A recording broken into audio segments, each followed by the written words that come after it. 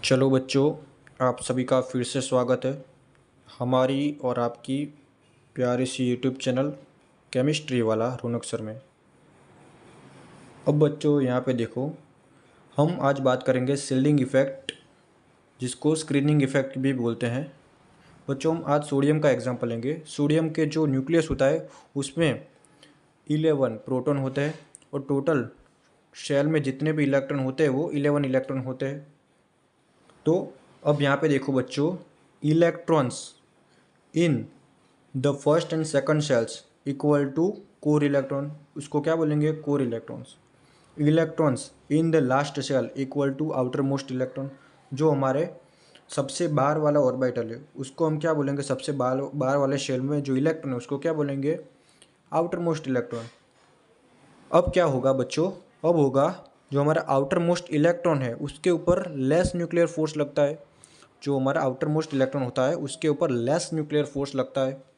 क्यों? क्योंकि वो न्यूक्लियस से बहुत दूर है, इसलिए।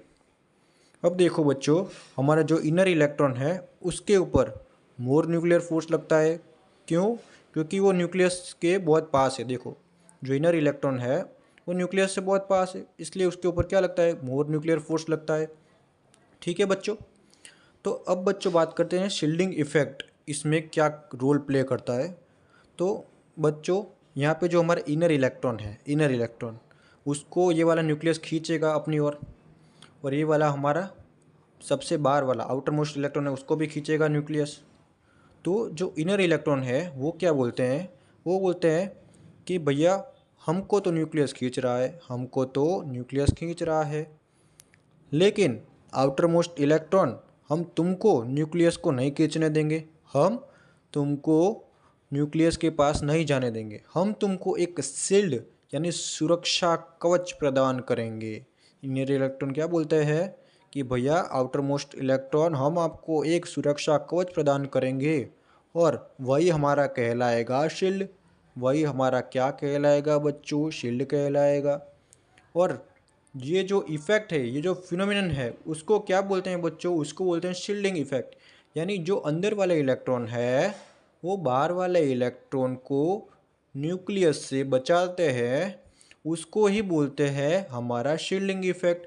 उसका ही दूसरा नाम है स्क्रीनिंग इफ़ेक्ट। अब बच्चों यहाँ पे S, P, D and F subshell है।